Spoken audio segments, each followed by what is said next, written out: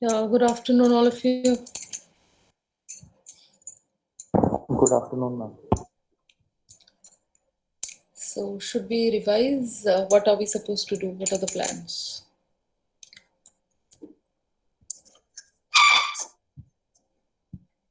Um,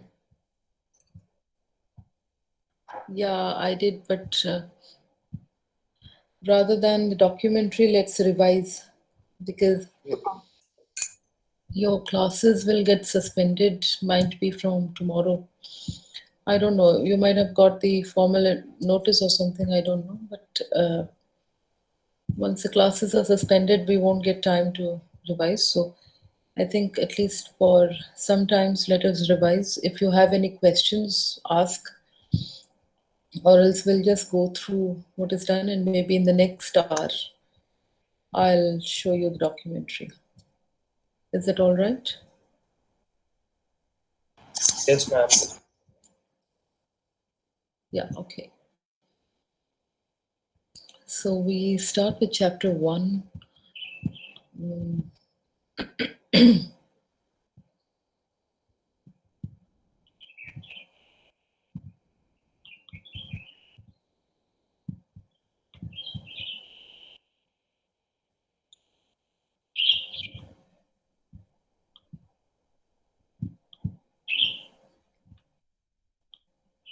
Okay.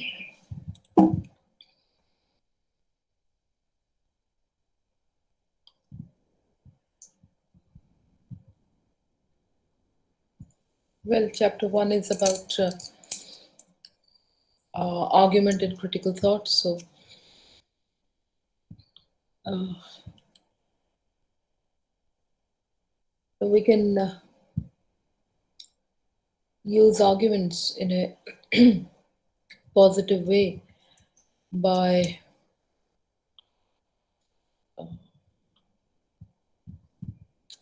helping others understand different points of view. So, what are the different points of view that people hold? Exploring ideas and alternatives, and convincing others of a need to change.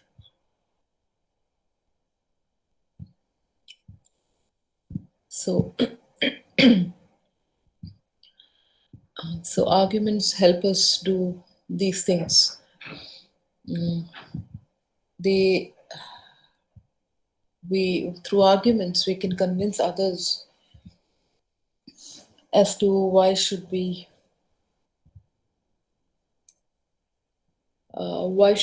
need to act the way we are, or what are the different ideas and alternatives that people have, and the different points of view. So both argumentation and critical thinking are part of the process of conversation, and one leads to the other. Now, defining critical thought, how do you define critical thought? It's an investigation whose purpose is to explore a situation,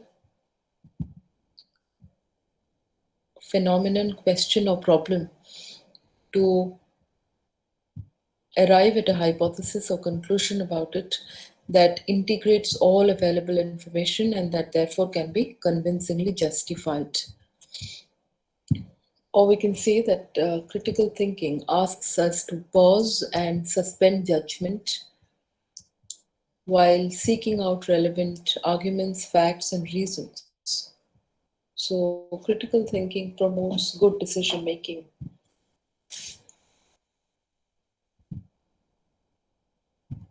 And the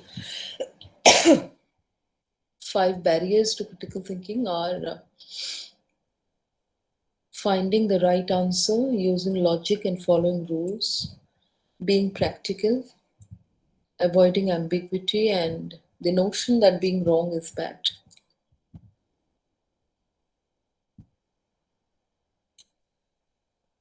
I see we have always grown up to believe that if we do something wrong, we are going to be punished. It is a bad behavior. But then what it does in the long run is it stifles our creativity, and we simply stop doing or trying new things for the fear of failing, for the fear of being wrong. So, being wrong is always associated with something very, very, very negative and detrimental to critical thinking. So, that's a barrier to critical thinking. The 4 steps. Am I audible to all of you? Yes, ma'am. The 4 steps that we can that makes a framework for critical thinking is assess. When assessing is trying to clearly identify a problem or issue, and this needs to be followed up with the following questions. So, what is the need or the purpose, and what is the information needed? The second step is exploring. Now, this includes exploring the concept, the theoretical positions, the assumptions, the multiple points of view that people hold. So we explore everything about the subject. Now you can apply this model for your speech making also, where assessing is formulating the claim statement, where you and then you go on to explore the various points of view of what others are saying and what could be your stand. And the third is evaluating Uh, so now this step examines the quality of information and connections among. Now, when you get all the possible perspectives or points of view and the different the data that you have collected, you can integrate all of them. You can then go on to read and interpret the data, and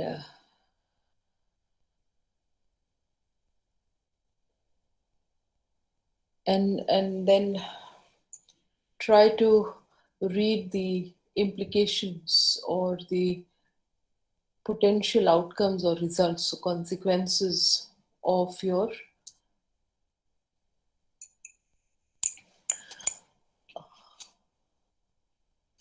uh, yes, try to read the implications and potential outcomes of uh, of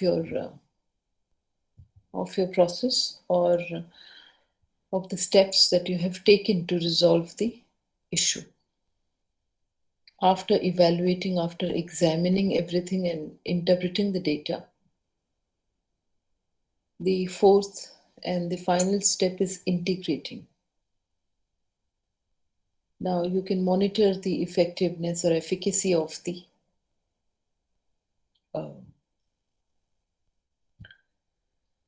of your of your solution, and you can also study the sustainability.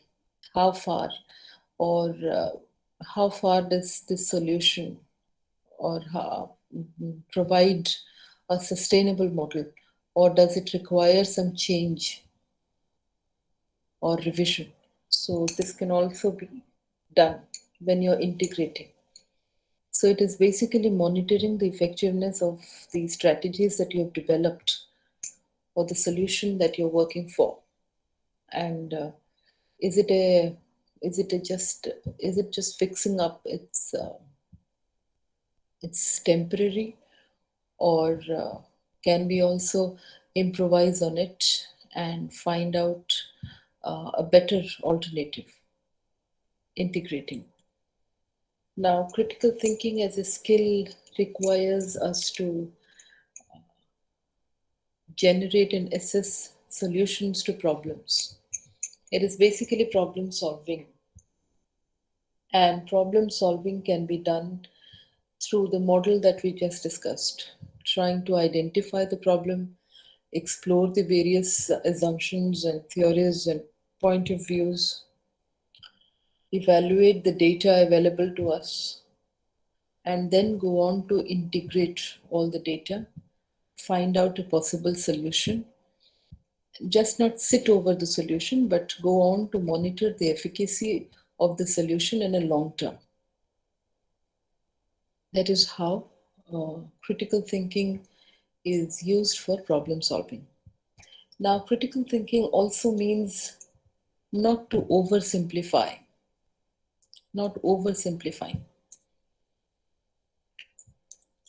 uh, reading critically, looking for gaps between the lines, and listening uh, critically to all those views which we don't agree with, listening critically and patiently.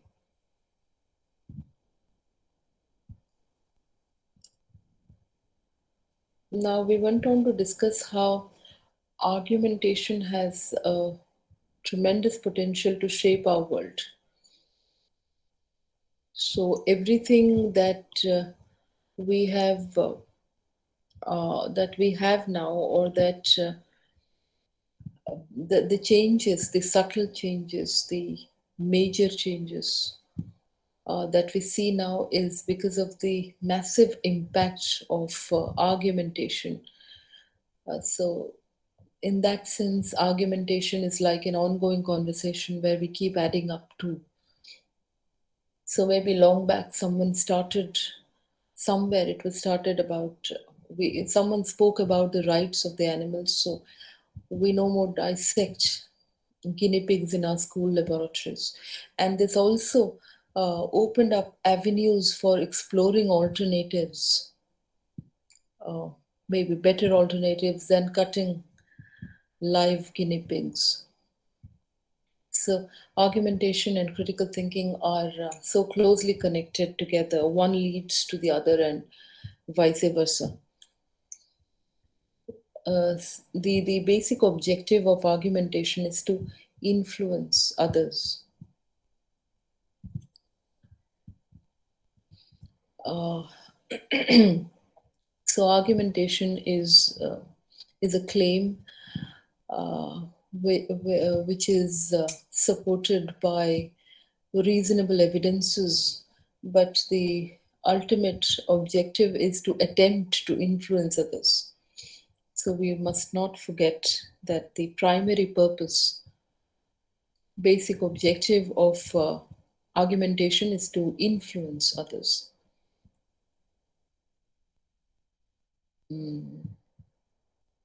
Now, going on to talk about the spheres, the three spheres of argument. So you have the public sphere, you have the personal and the technical sphere. In the personal sphere, the audience is internal and the criteria is generated by the participants. In the technical sphere, it's a specialized audience where the criteria for evaluating is generated by the expertise. And then we have the public sphere where the audience is external.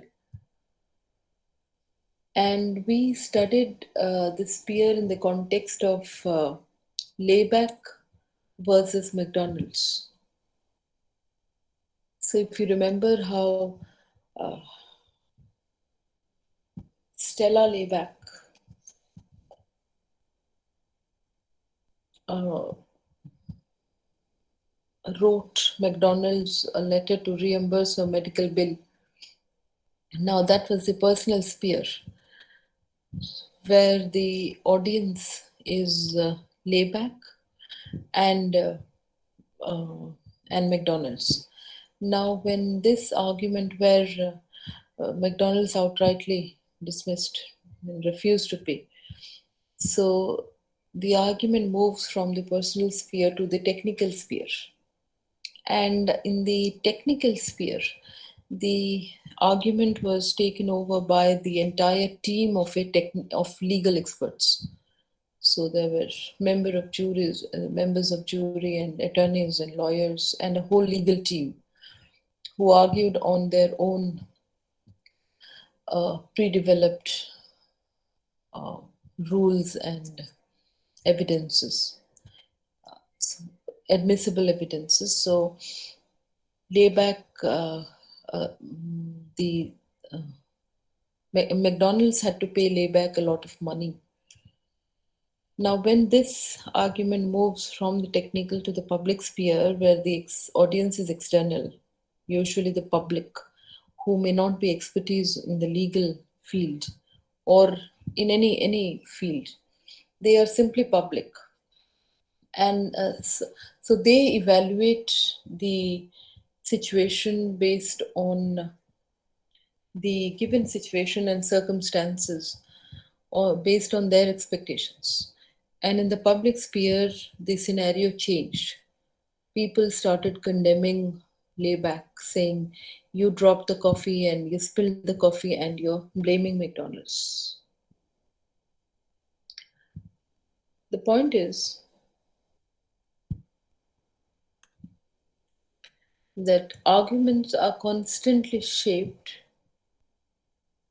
understood, and judged differently depending on the sphere in which they operate.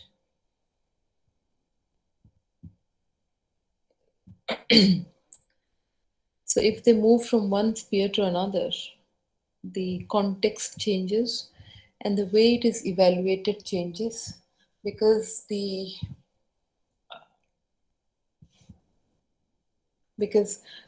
participants also change. So that was argument spheres. Now, If you have anything to ask me, then please intervene. Coming to argument fields, argument field is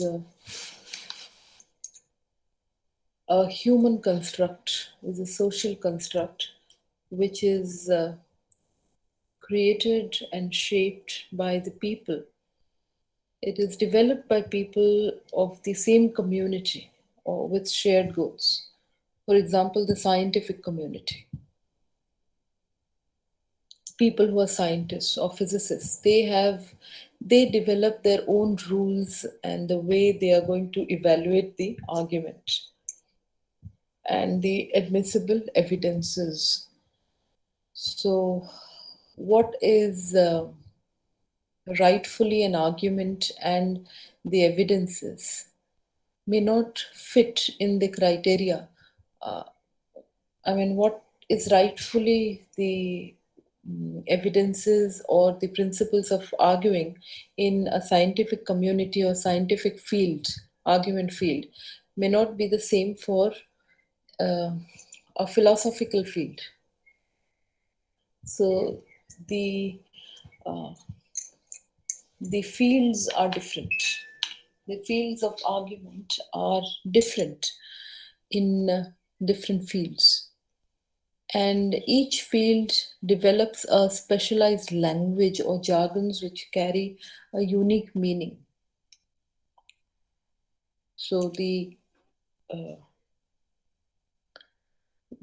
people from the computer science community would use specialized language and jargons which people from outside may not understand. For you, Python and cookies may mean something very different than people in the people who are layman, who do not belong to your community. Now there are field dependent standards and field invariant standards. So field dependent standards are the norms or prescriptions that guide arguments in a particular field. In physics, argument and the evidences that you provide for your argument must be based on your observation, on empirical data, on field study and experiments. But that's not feasible in ethics or in pedagogy or philosophy, right? So different rules and norms guide different fields. That is field dependent standards. But there are some standards which apply generally to all the fields. For example, that arguments should not deceive and they should have some common groundings or common standards. Mm, these are things which apply to all fields, okay, irrespective of whatever the subject is. That is field standards. So that takes care of chapter one. But if you have anything to ask, the dialogic mode of uh, is a better way of revising, I guess. Having a dialogue rather than me narrating you everything which I've already told in the class. And I even don't know specifically if you have a problem in a specific area. And I invariably tell everything that has been done. But I guess dialogic way is a more meaningful way of revising things. So we don't do everything. We focus on areas which are difficult, which are hard to understand for you. And if you are least bothered, then I go ahead with the ritualistic pattern. Okay, coming to chapter 2.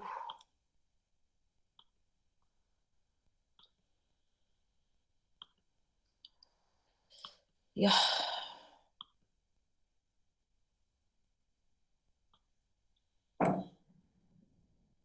Now, chapter 2 is about the co orientational view of argument.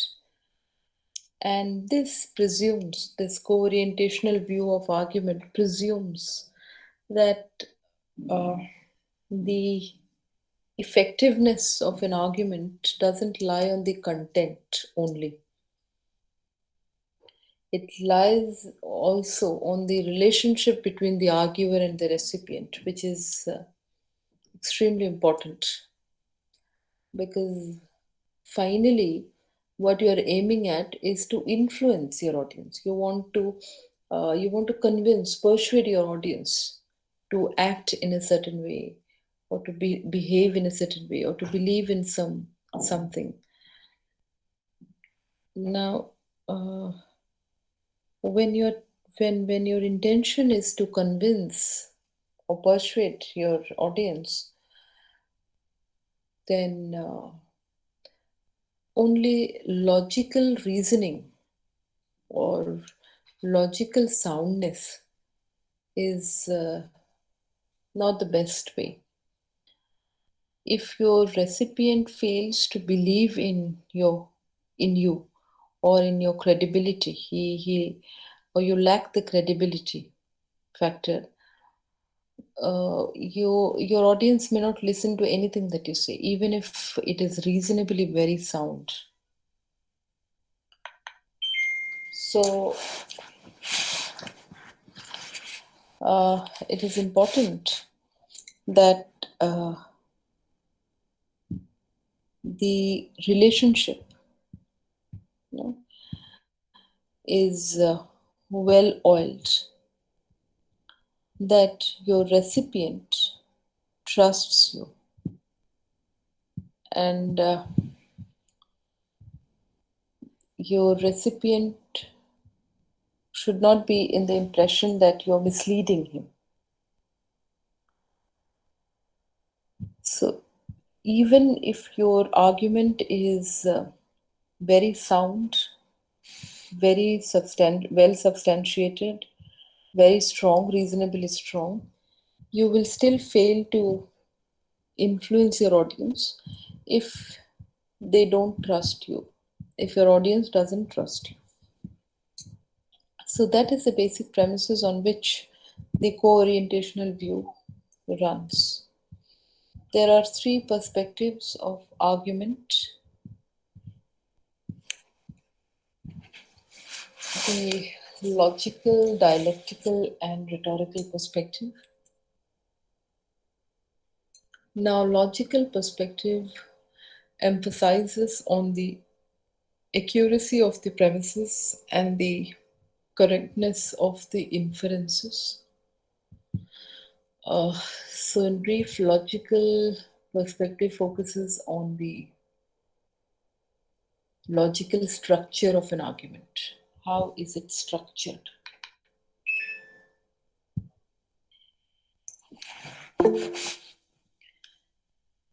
And uh,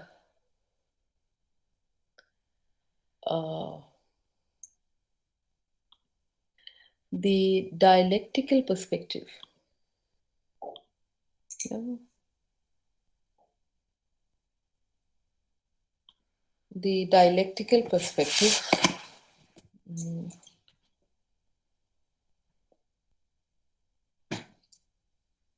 is basically a problem solving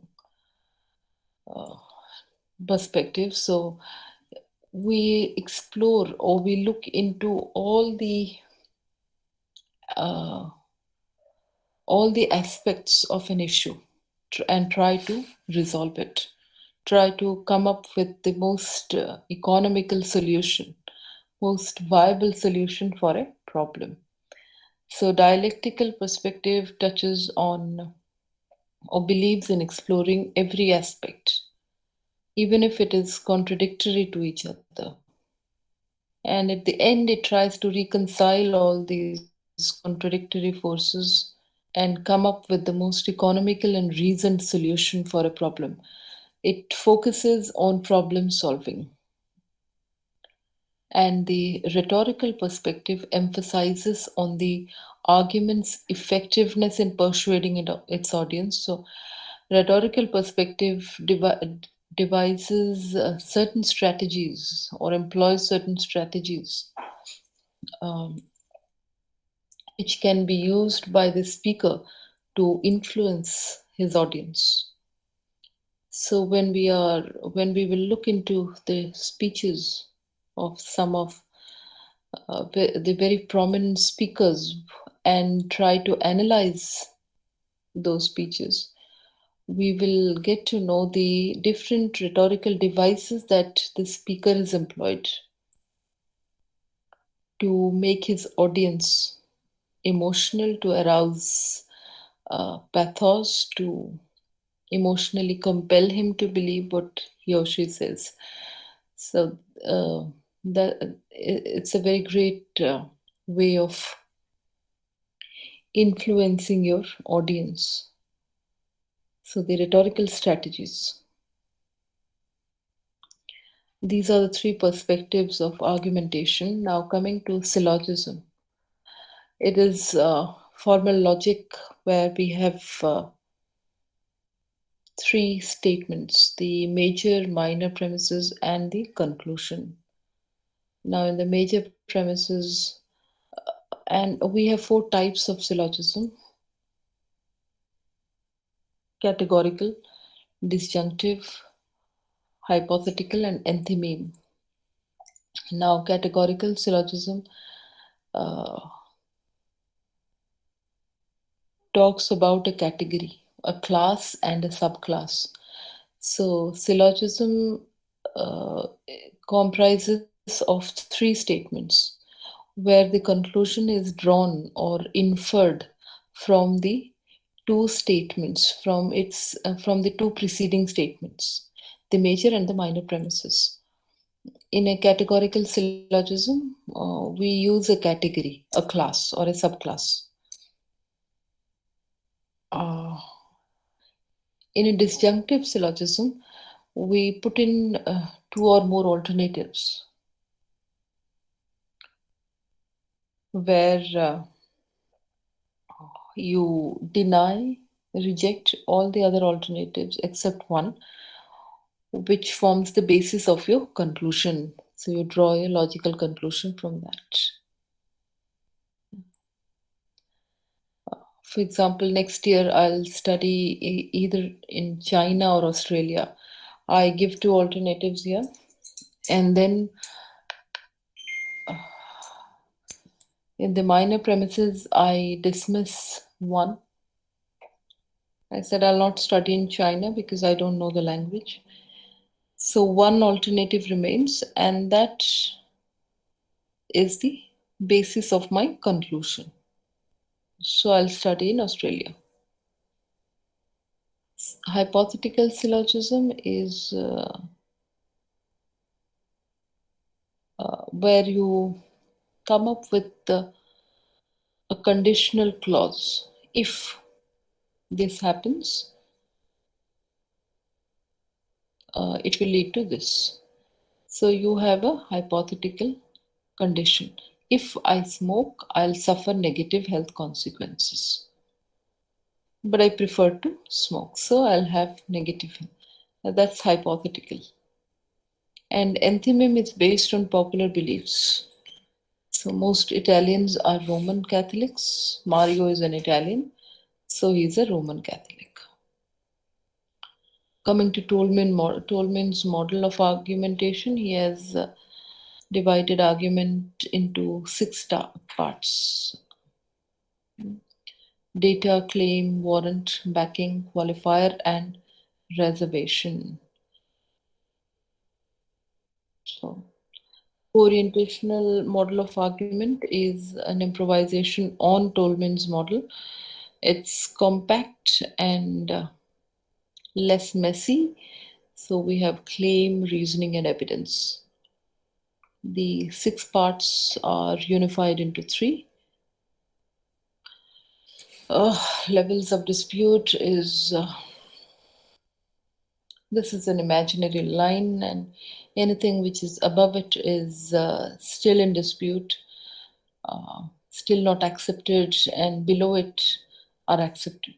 So, claim is always um, above the level of dispute because it's not accepted until and unless you provide the reasoning and evidence. So, here comes the argument chain now. Accepted claim forms the basis of for evidence of an unaccepted claim. That is argument chain. Similarly, when this claim, the unaccepted or the new claim, is accepted, it can form the basis of evidence for another unaccepted claim, and the series goes on. That's called an argument chain.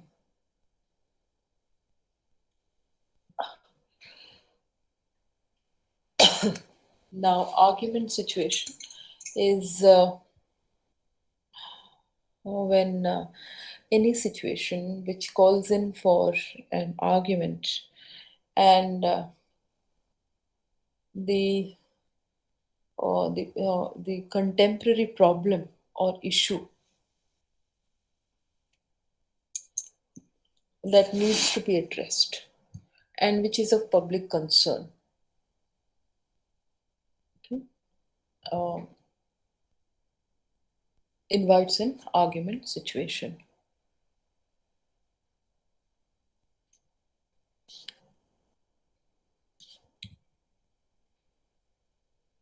And argumentative situations are impermanent because once you resolve the arguments, the issues, we no longer have a situation. Now, coming to argument relationship, which is the basis, which forms the premises of an argument, of co-orientational argument, and um, the relationship and the content decides the style of our argument. So, the relationship that we have with our recipients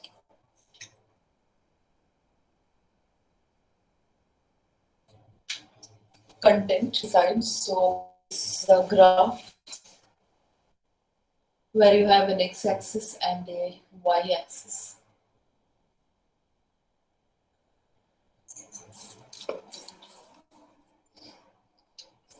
So, if the relationship is important and the content is not,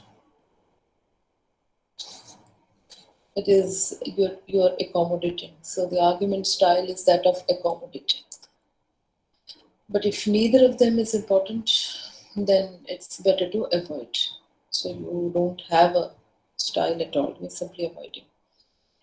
Now, coming to if the content is important and not the relationship, then it is competing, which we do in the court of law. We compete, we try to win, because here the content is important. And then when both of them are of equal importance, we go on to collaborate, which is one of the most prized styles of argument. Okay, that's one of the most significant styles, collaborating. And that's chapter 2. Going on to the no queries.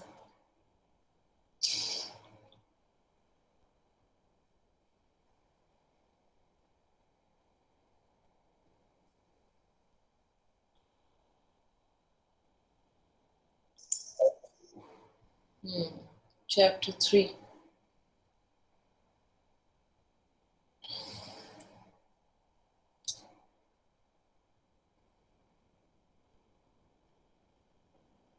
Now, well, in a multicultural context, we come across uh, ways of argumentation, and of the many ways of argumentation, we are looking on two best approaches of argument. One is which we naturally do when it comes to argument, taking a position and arguing, like the pros and cons. So one of you take a stand, one of you speak for it, one of you speak against the topic. So that's a pro and con argument style, taking a position and fighting. Now, this particular approach is used in political debates and law courts because the emphasis is on confrontation and winning. The objective is to win the argument. So we take a position, we fight vehemently and try to win. Now, when the emphasis is on competition and winning, it's a pro con argument that we choose. But when it when the objective is problem solving, when you want to solve problem or an issue, then pro con argument won't help. And this is where collaborative approach comes in. We try to handle the issue in a more balanced way, exploring all the different angles and perspectives of the issue or problem, and try to reconcile the contradictory points of view and uh, come up with the reasonable solution, come up with one of the best reasonable solutions. Now, collaborative approach promotes open-mindedness and good listening because you have to listen to all sides of the story. Sometimes you have to listen to something which you don't agree to. So that's a collaborative approach.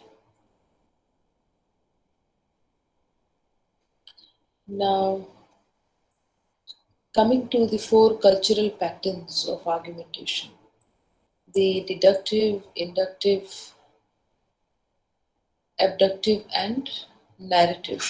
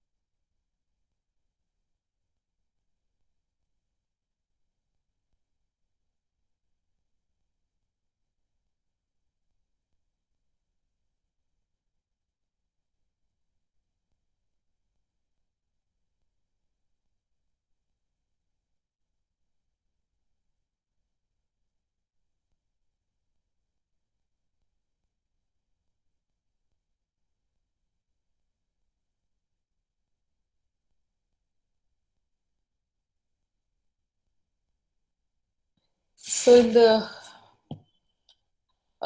deductive pattern, we explain the rule first, we tell the rule, and then give the example. In the inductive pattern,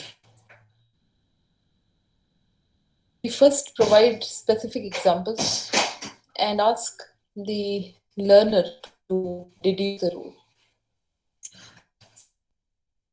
Difference between the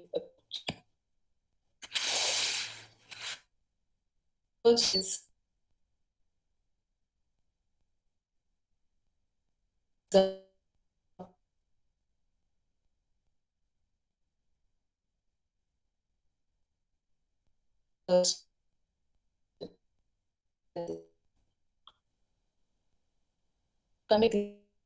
your voice is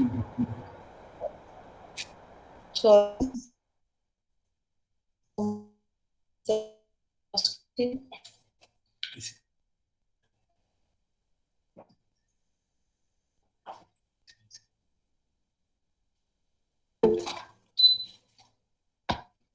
Okay, okay.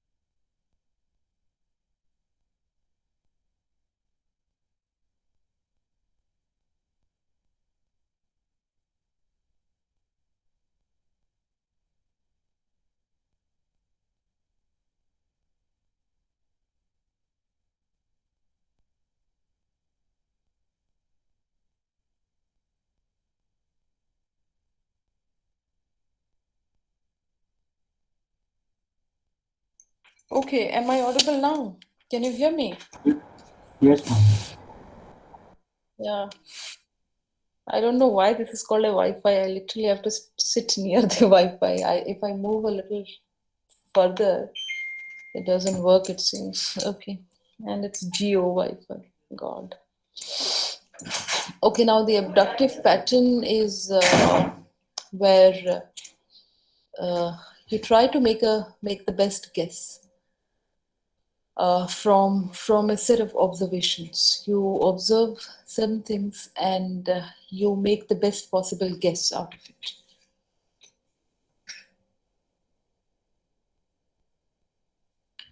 For example, you're having a fever, a runny nose, and body aches for the last 3 to 4 days.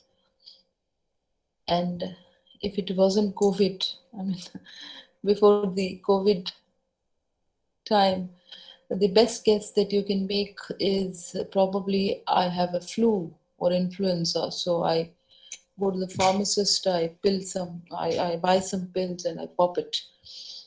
But if I'm cured, it's okay. But if I'm not, then I'll have to visit a doctor. I'll have to get myself tested. So the best guess that I made from the observation, from the underlying situation, is that probably I'm having a flu. So abductive pattern works on the best guess. It works uh, on on the hypothesis that you make from a set of observations. Now, abductive pattern, since it works on the best guess, it may not be certain, it may not be conclusive. So, uh, there is a possibility that this can be disproven because the information that we have is not complete, not certain. So, if I'm cured, I know that okay, I was having an influenza, but if I'm not, so my abductive reasoning didn't work out here because the conclusion that I drew, the inference that I had was not conclusive, was not certain, was not absolute. So it may be disproven. Now coming to the narrative pattern, it is based on your personal experience. So You see, primarily you have to remember that argumentation is about influencing people, to persuade them, isn't it? To convince. And there is no best way to do that other than telling a story. So, by telling a story, you also prove a point. When you make a point by telling, this is effective in more than one ways because you create a powerful image. You most importantly you appeal, you try to the pathos, you try to evoke their emotions, and this also helps you connect with the audience on a very personal level. So it also provides an example. So narrative pattern is quite a subtle and a powerful way of making an argumentation because it is pervasive, it seeps in. But it could be a little risky because you can't generalize the experience of one person.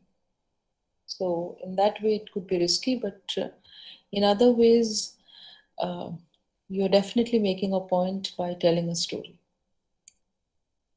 And then comes culture and values as to how different cultures assign importance to different values, spiritualism, materialism, and all that. So I guess that takes care of chapters, the argumentation. Uh, we go on to chapter 4 now.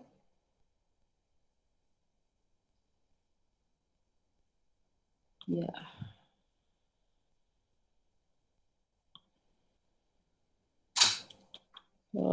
Okay. So chapter 4 is uh, claims and propositions.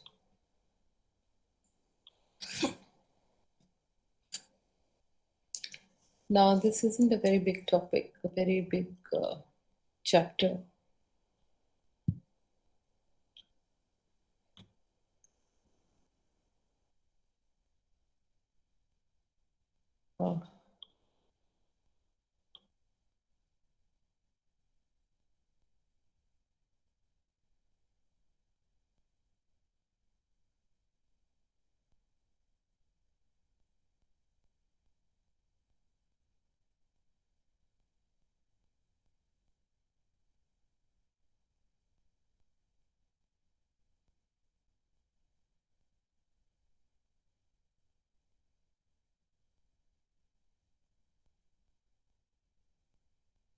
Uh, okay, so there are four criteria that we need to take care of while formulating a claim statement. One is controversiality.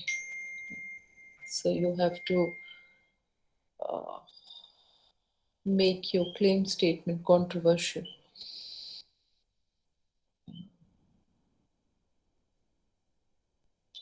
So if it is not controversial, if it is not disputed, it is not a claim. The second thing that you have to take care of is clarity. Now, the claim statement, I think you won't have much of a problem formulating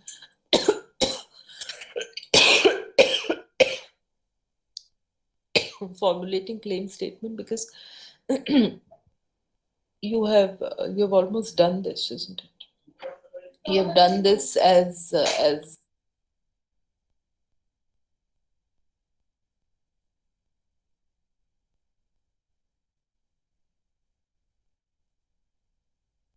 you can since you have already done an assignment on this. So clarity is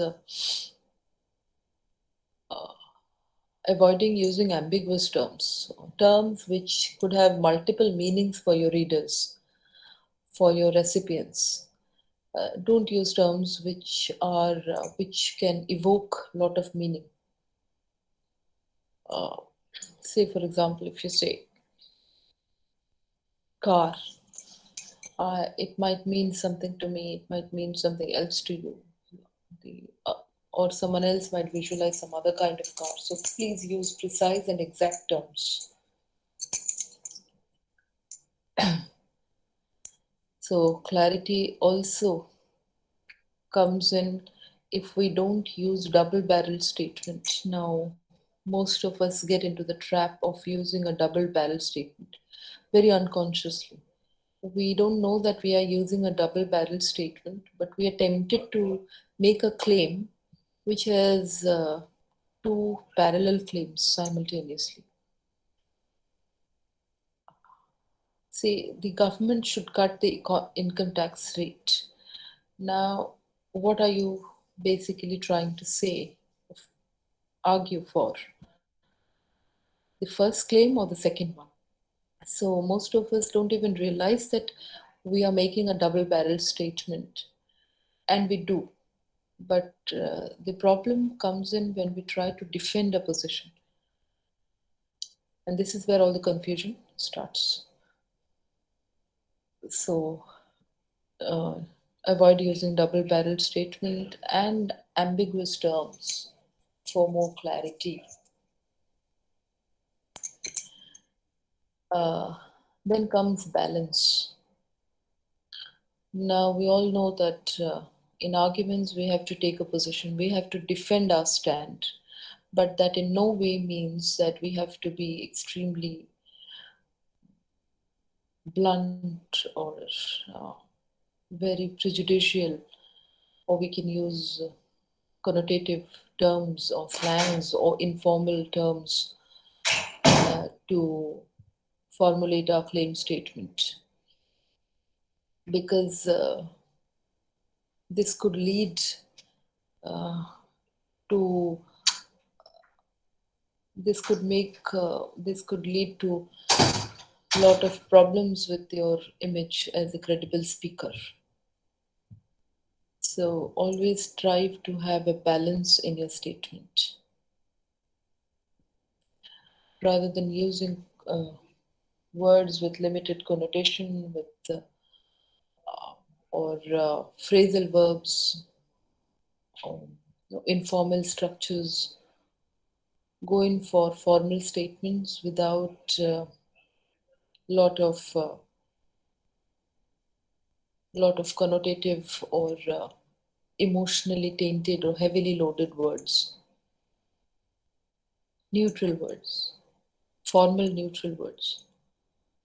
That also signifies your position. See, when you say funds invested in space exploration should be significantly reduced. Now, this also gives your position, reflects your stand. You don't have to say that the space race is the world's biggest money waster. Rather than using words which are for informal, which are heavily loaded, use terms which have a very neutralizing effect. And uh, your claim must definitely challenge your recipient's existing values and beliefs.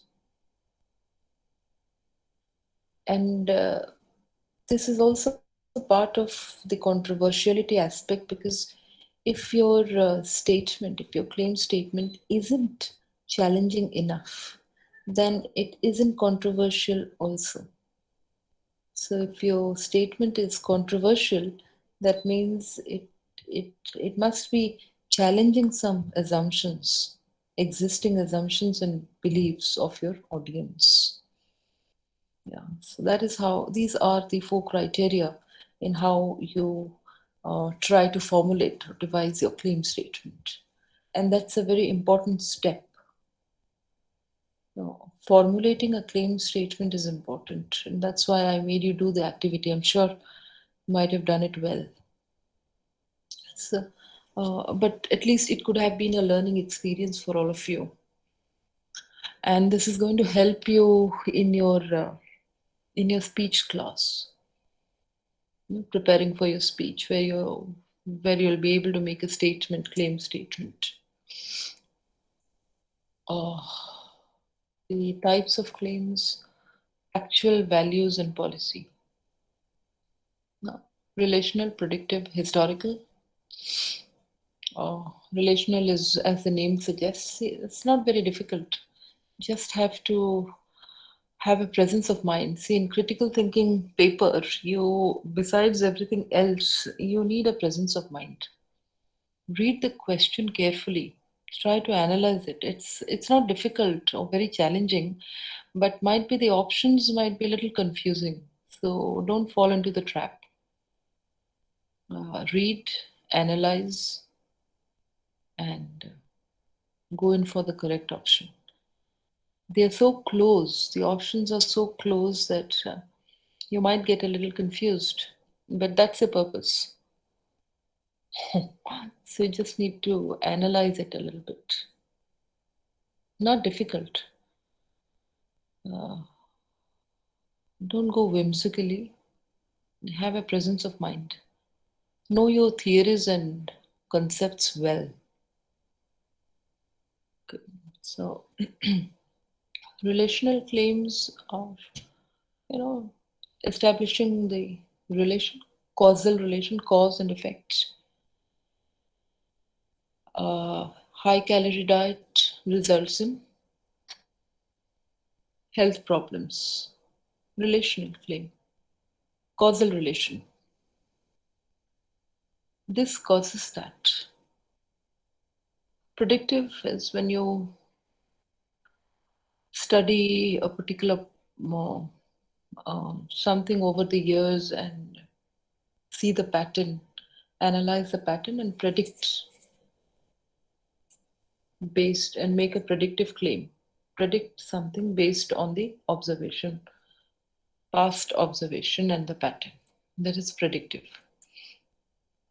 Historical claims are events of the past, yeah, to which you have an access. Value claims talk about the merit of an idea or object and based on the values or standards of ethics that we practice or that governs us, like equality, freedom, honesty, loyalty, all this. So claims which assess the worth of certain values that we practice. Is it worth it? Is the imperialistic, ambitious imperialistic project of China worth? That's a value claim. And policy claim is when you call for an action, when you're not satisfied with the status quo of what is happening and you need a change in the policy. That's policy claim.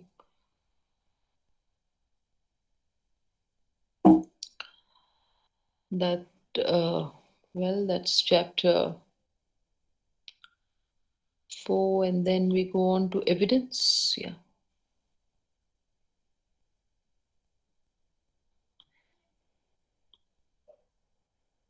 Uh,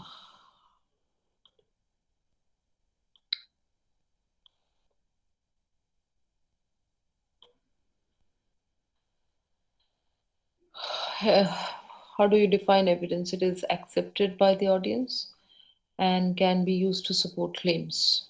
Yeah. And the nature of evidence can be established in three ways. First, it stems from objectively observable condition in the world. So anything that you can see, hear, feel, touch, smell, all this can be part of the evidence. So objectively observable conditions. Number one. Number two, that there are beliefs and premises which are accepted as true. This is the second nature of evidence. And the third is that uh, evidence which are previously established conclusions. So junk food is responsible for the obesity epidemic is already a previously established claim, and that is admissible as an evidence. Types of evidence is fact and opinion. Now, factual evidence can again be divided into three types: reports and descriptions, statistics, and artifacts. So, physical evidence. And opinion is expertise opinion on certain issues, can also act as evidence, that is admissible evidence. How do we evaluate evidence?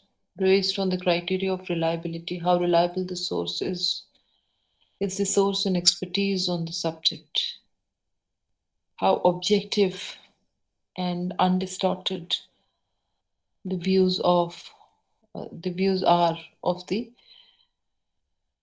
source. Consistency, are you consistent, or somewhere in between you are contradicting yourself? How recent is your study? Is study based on? And do you have first hand access to the evidence or not?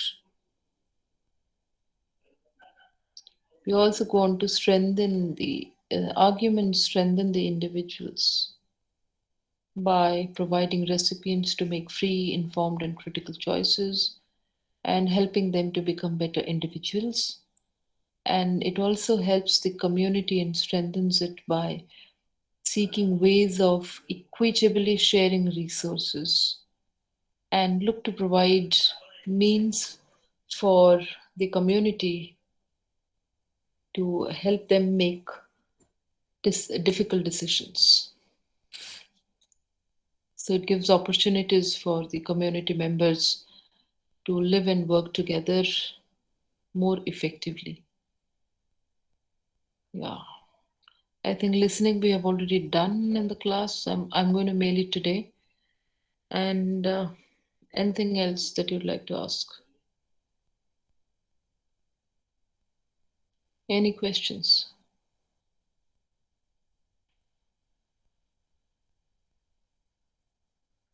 No? Nothing? All clear? Any questions that you need to ask me? Okay. So we go on to see the documentary. Yes, ma'am. Yeah, the revision is done, kind of, and you have no queries. Okay. Give me a minute.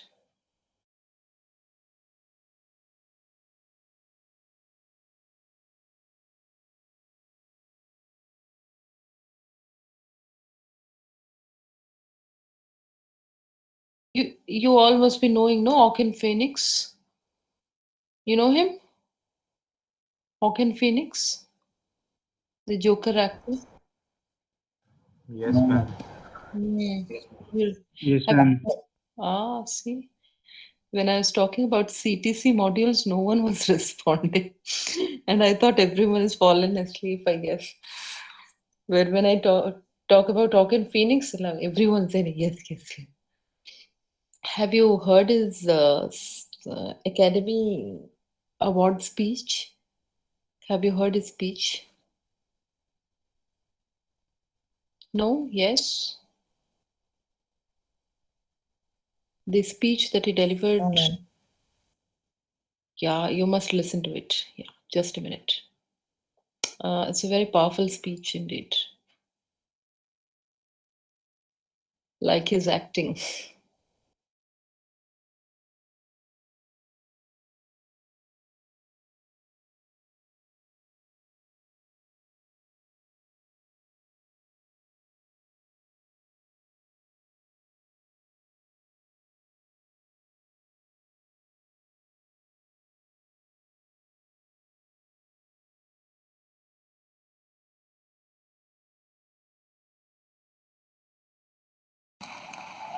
Winning an Oscar ages you. um,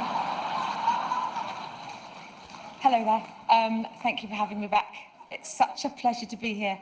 Last year was the best night of my husband's life.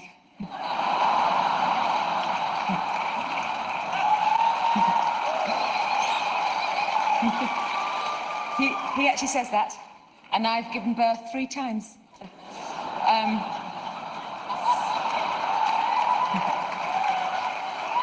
So I hope you're all having as good a time as he did, and as I did. I don't want to keep you from the bar much longer. I know I'm supposed to talk about acting and find some clever thread connecting these performances, but their beauty and brilliance surely lies in the fact that there isn't one. And I'm sorry that all these men can't win.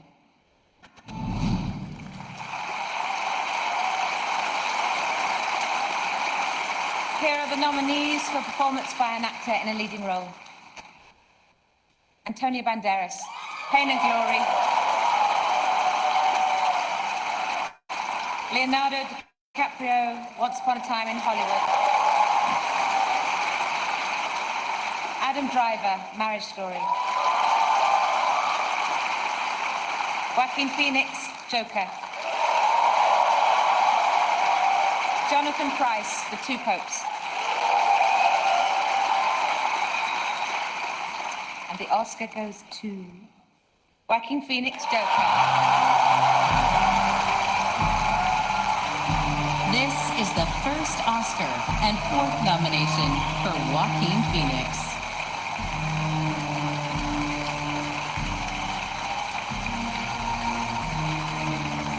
Hi. Stop. Hi. God, I'm full of so much gratitude right now.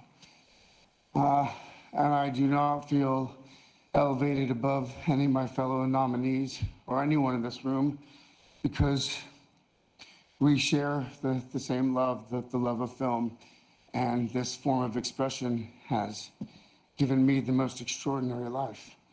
I don't know what I'd be without it. But I think the greatest gift that it's given me, and many of us in this room, is the opportunity to use our voice for the voiceless. I've been thinking a lot about some of the distressing issues that we are facing collectively. And I think at times we feel, or we're made to feel, that we champion different causes. But for me, I see commonality. I think whether we're talking about gender inequality or racism or queer rights or indigenous rights or animal rights, we're talking about the fight against injustice. We're talking about the fight against the belief that one nation, one people, one race, one gender, or one species has the right to dominate, control, and use and exploit another with impunity. I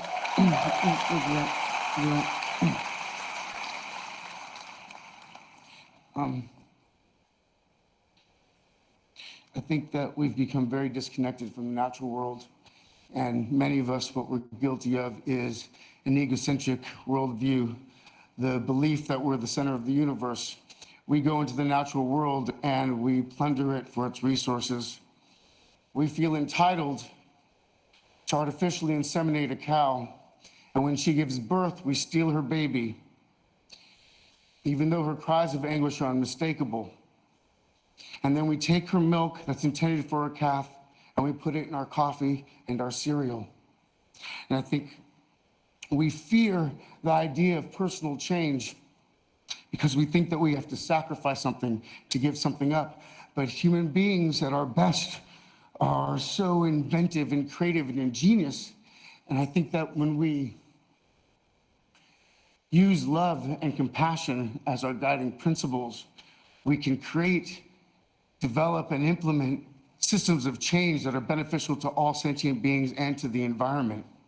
Now, I've been a scoundrel in my life.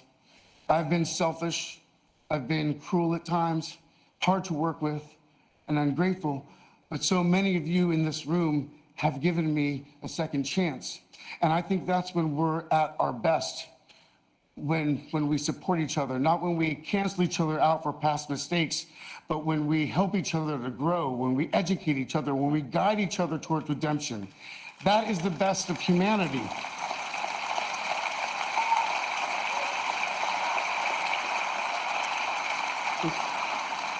I want to, when you, when he was 17, my brother wrote this lyric. He said, "Run to the rescue with love, and peace will follow." Thank you.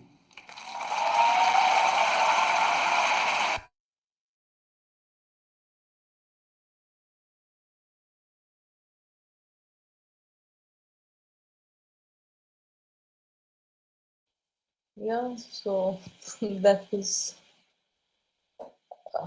that was exactly what we have been doing in our ethics sessions, isn't it? Okay, uh, so we'll go in for a longer documentary, but I wanted you to see this. I guess this was a very it was a couple of minute talk, but it was brilliant because he sums up everything that we've been doing in our ethics class. So he encapsulates in this 1.5 minute that we have been talking about throughout. So I thought of making you listen to this. Okay.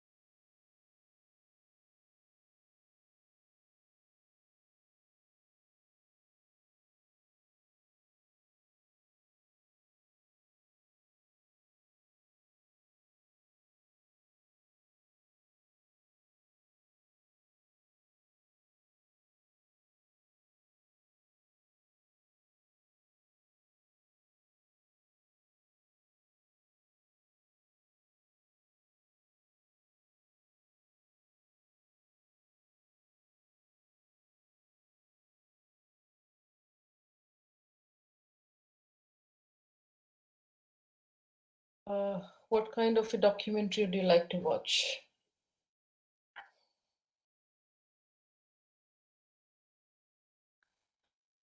Yes, folks, tell me, what do you like to watch? Ma'am, what are in the options? Sorry, you tell me. I'm not giving you any options. You Any tell me. kind. Yeah, yeah, anything that you like to watch. Anything that you'd like to watch. Any documentary.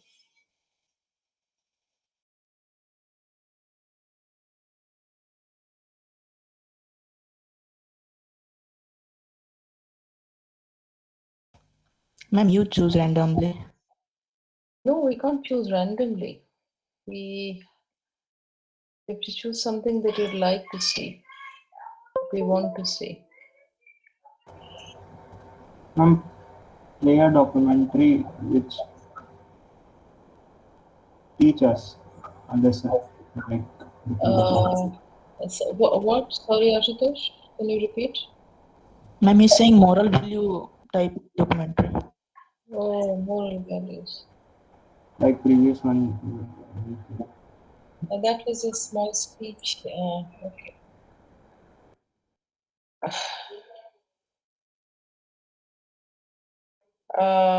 Okay. Would you like to know something about Isaac Newton? Just came across a documentary on that. Like Okay, to, ma'am. since you belong to the same fraternity, not exactly, but since you are into this, I think you will understand and appreciate. Uh, yeah. Or,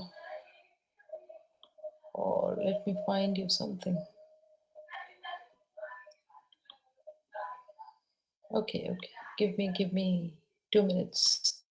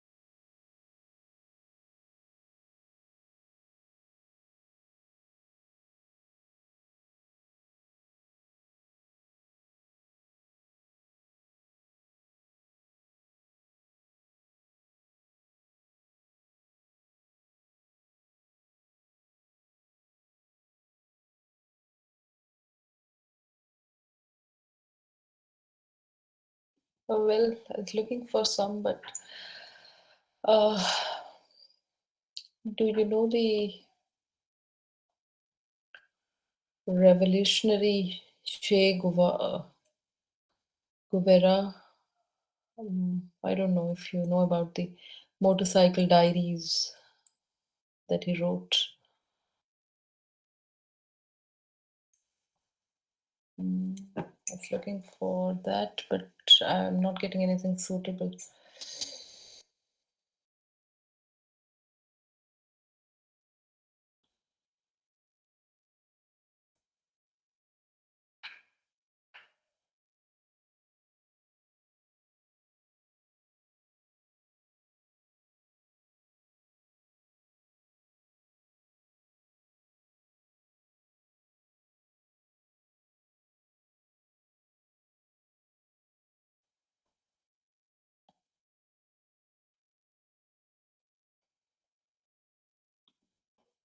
He is the worldwide symbol of rebellion and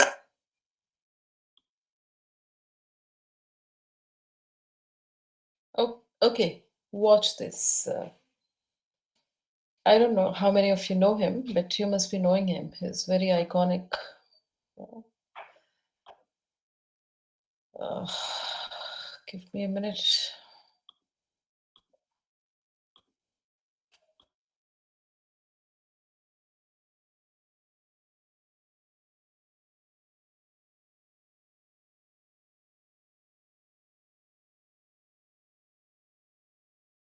He is the worldwide symbol of rebellion and revolutionary struggle. His silhouette is familiar to billions, representing the epitome of cool anti-establishmentism. Yet few people know the real story behind the legend of Che Guevara. And in this week's Biographics, we discover the man behind the myth to reveal an individual whose passion for social justice saw no bounds.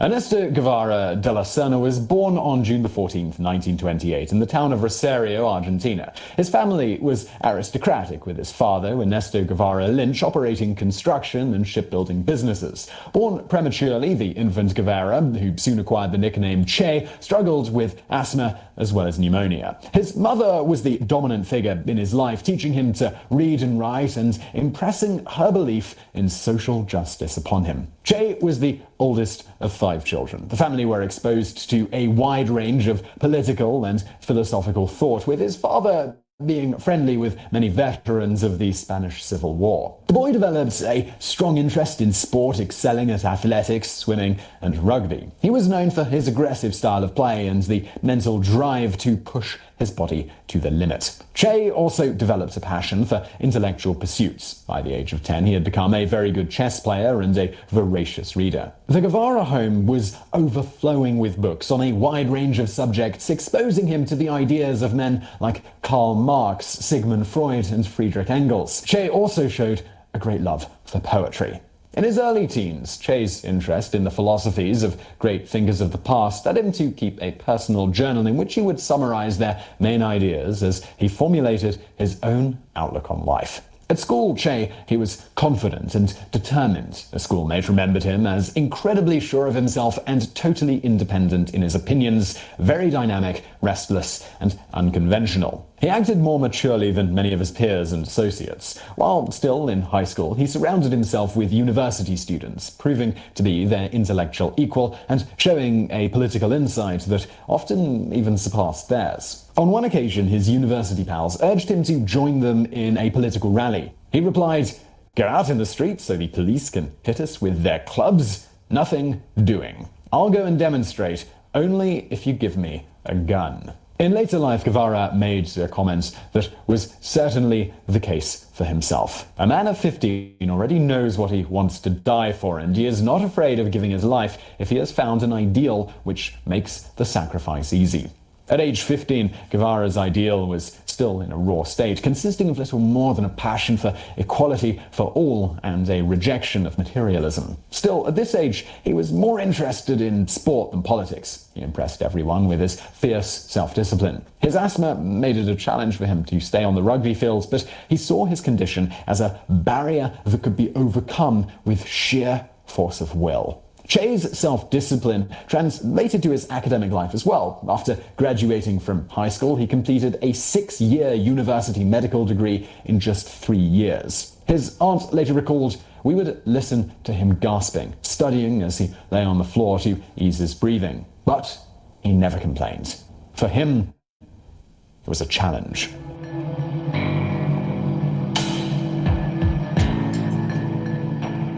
Che began his university studies at the University of Buenos Aires in 1948 at the age of 20. He refused to involve himself with the political movement against the Perón government, staying focused on his studies. He found his respite from academia on the back of his 500cc Norton motorcycle, which he nicknamed La Ponderosa, meaning the mighty one. Yet, Che's first major excursion was actually on the back of a bicycle, though one that he had fitted a small motor to. In 1950, he embarked on a solo trek across northern Argentina that would see him pedaling some 2,800 miles. A year later, he paired up with a university friend, Alberto Granado, for a massive motorcycle trek across the South American continent. The two men traveled from one location to another, finding work as laborers as they went. At San Pablo, they volunteered to work in a leper colony. It was here that Guevara recalled seeing the most impressive example of solidarity and loyalty. And this was among men who had nothing materially. He was also deeply affected by the intense poverty that he saw in every corner of the continent. In his mind, this was an indictment of the failing capitalist system. Throughout the 5,000-mile excursion, Guevara kept a journal in which he recorded his experiences. These were later published as a book which was entitled The Motorcycle Diaries in the 1990s. The motorcycle journey proved to be a great turning point in Guevara's life. In 1960, he wrote the following: "Because of the conditions in which I traveled, I came into close contact with poverty and hunger and disease. I discovered that I was unable to cure sick children through lack of means, and I saw the degradation of undernourishment and constant repression. In this way, I began to realize that there was another thing that was as important as being a famous researcher or making a great contribution to medical science, and that was to help people." His experiences over the course of his travels also had proven to Guevara that he could exist on very little. He had the ability to push himself forward despite food, water, sleep, or anything materially. These qualities were to make him an extremely effective guerrilla fighter. Guevara had taken a year's sabbatical from his university degree to embark upon his epic journey. Returning, he threw himself into his studies, graduating in 1953 to officially become a doctor. 2 months later, however, he abandoned this career and stepped into the political arena.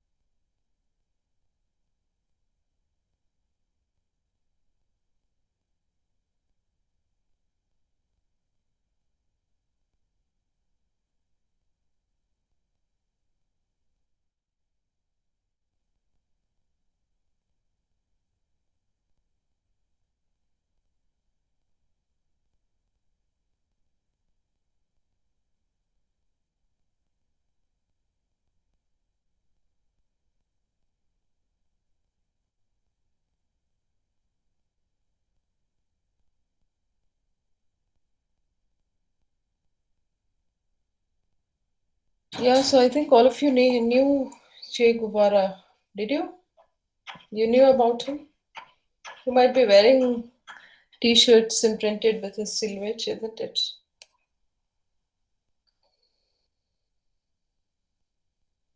Oh, okay, he's a legend. Yeah. Okay. Uh, if possible, you must read his Motorcycle Diaries. It's a very good book. Uh, it's about his the imprints of his journey. You know, when he's in his motorcycle, his traveling and his experiences. That's reflected in this. But there is one uh, pertinent writer that I'd like to mention all of you, and that is since Swam Jyoti and others told about values and ethics, I'd like to mention uh, this the American transcendentalist Thoreau. So Henry David Thoreau and his book Walden. So he lived beside the Walden Pond, and he tried experimenting with his life. I mention this writer because I'm profusely influenced by this man. I have read so many books, so many writers, but this one man I find, because majority of the philosophers, the writers, they write something, but they practice something else in their daily life. But this man, I found him uh, to be what he writes exactly what he is. So I don't find any duality in his lifestyle. He was highly influenced by Bhagavad Gita and other Indian scriptures. Yes, he had read all of them, and you can find allusions to Bhagavad Gita and Vishnu Puran and other texts, other Hindu scriptures in his book The Walden. And he was the one who influenced Gandhiji on civil disobedience movement. I think I have mentioned Thoreau in your class. I don't know, but this one man influences me to no extent because I cannot find a speck of hypocrisy in this man. He believes, he does in what he believes, and he lives the way he acts. So there isn't any duality in what he says or what he does. They're not two different things. So he was a vegetarian. He practiced vegetarianism and celibacy, and he lived alone on the banks of Walden. So you must read the book Walden. It's a very good book. And you get to know the philosophy of Thoreau, and possibly you can know a lot of things about him as well. So I feel, besides all these revolutionaries like Che and others, Thoreau, by getting into the act of civil disobedience, he could really create a panic in the establishment in a very non-violent way. So it is from Thoreau that Gandhiji learned about the civil disobedience movement. Yeah. So he's one writer that, one thinker that you must know. And he loved nature. So one of the primordial nature writers, he's considered one of the primordial nature writer. Okay, so Yeah. Now, if you have any questions regarding your midsem, regarding the syllabus or any of the units on your midsem, I'm free to answer.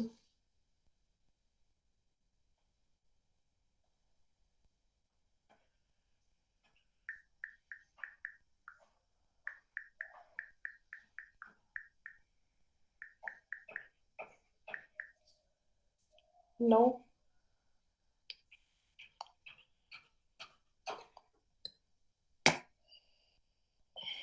you have nothing to ask me. Okay, then I guess we can do listening.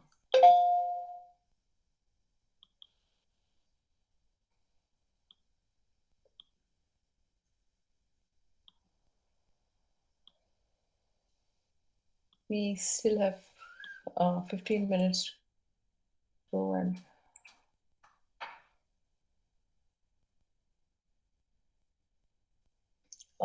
who's going to tell me the difference between hearing and listening? What's the difference between hearing and listening?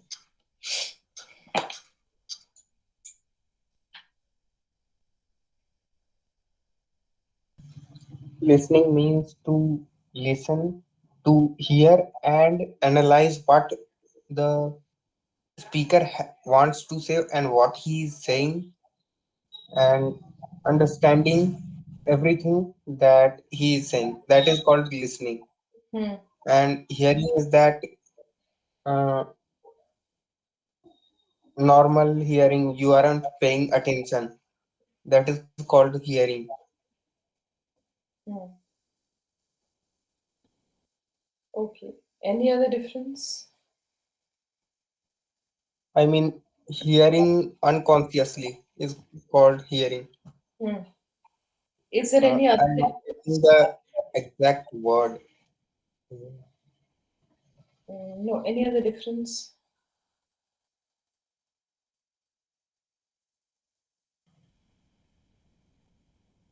And basically, hearing is through ears and listening is through mind.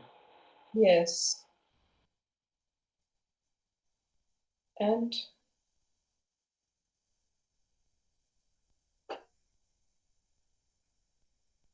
and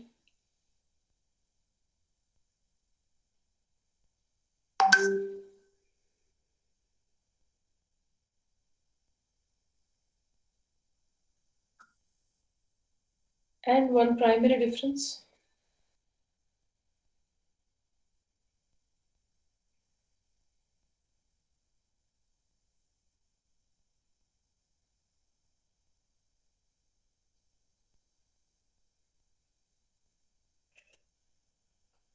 One basic difference,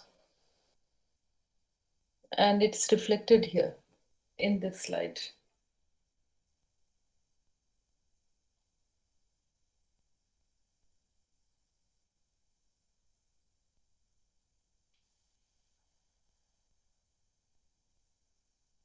Hmm.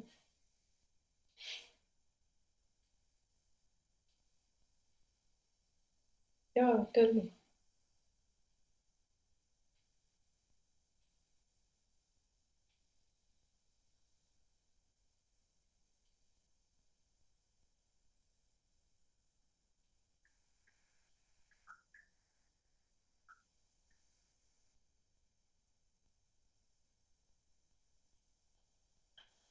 Listening can build better relationship with others, and hearing cannot, isn't it? Okay. Who will tell me what is the difference between comprehensive listening and critical listening? What is the difference between comprehensive listening and critical listening?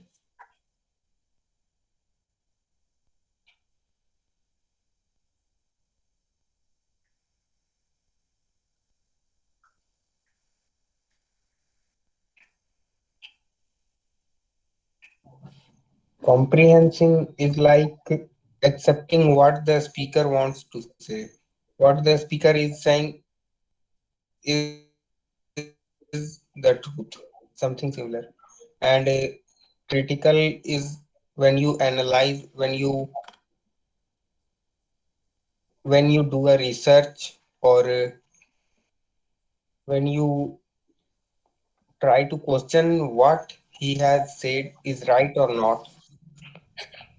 Okay, That is, yes, yes. Comprehensive is when you listen for understanding, when you try and listen for understanding the message, which happens in usually in classrooms and in seminars or lectures, where the purpose of listening is to get an overall meaning of what the speaker is saying, the message. In critical listening, we go a step forward, a step ahead. We listen, we understand, we analyze, and we evaluate the message to accept it or reject it. So that is a difference. We evaluate the message also. Besides understanding and analyzing, we evaluate the message. Why? For the purpose of accepting it or rejecting it. So that is a difference between comprehensive and critical listening. So, and that is the reason why we have different skill sets. We have different skill sets for comprehensive listening and critical listening. In comprehensive listening, we try to summarize the information because the objective is different, the purpose is different. We are trying to get the meaning, the message of the speaker. So, the skills related to comprehensive listening is different to that of critical listening, because in comprehensive listening we try to summarize the information, we try to distinguish the major from the minor points,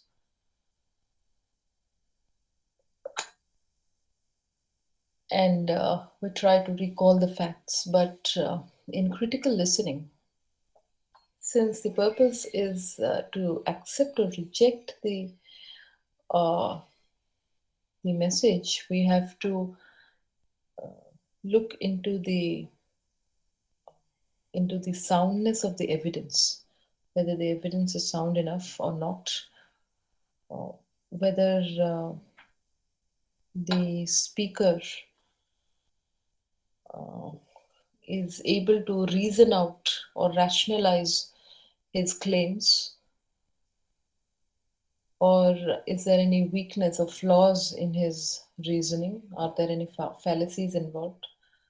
And how do we separate the fact from opinion? We must understand what is fact and what is opinion. Sometimes clever speakers, they garb their opinions as facts, they present their opinions as facts. So we have to understand this, we have to distinguish what is opinion and what is fact. For example, speakers like Dhruv Rathi, they give their opinions as facts, so be aware. So there are different skill sets involved in comprehensive and critical listening. Okay, now tell me,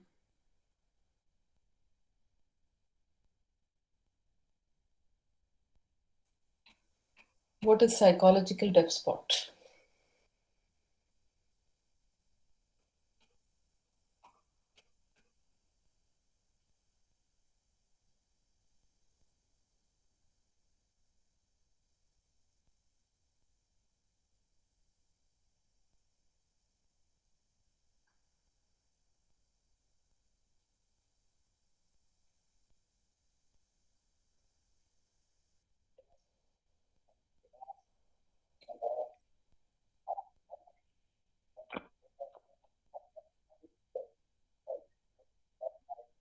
Hmm.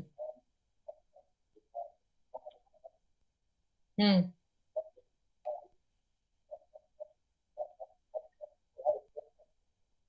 Hmm. Right. Yes, psychological deaf spot is when we choose not to listen because the other person is saying something very opposite to our basic convictions, our beliefs. So we just choose not to listen. Or maybe there are a lot of emotional eruptions or emotional triggers inside. We are anxious, there's a lot of anxiety, we are filled with a lot of rebuttals, and we simply don't, listening stops. And that's called psychological deaf spots. So psychologically, there are certain deaf spots, and this is one of them. Touching on sensitive issues which are counter to our conviction. That's a deaf spot. Okay. Uh, okay.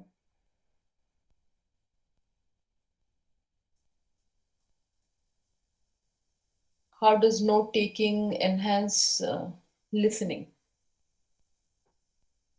How does note taking enhance listening?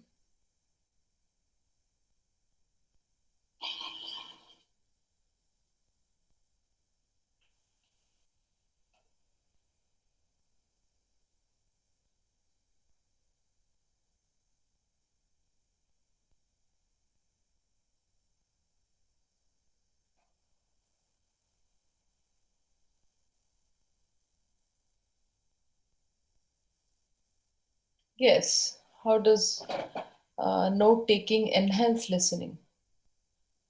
First of all, do you even think that note taking enhances listening?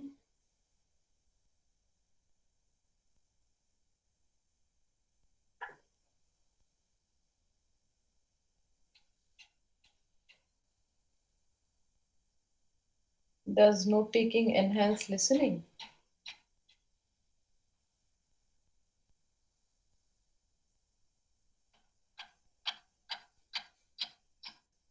Yeah.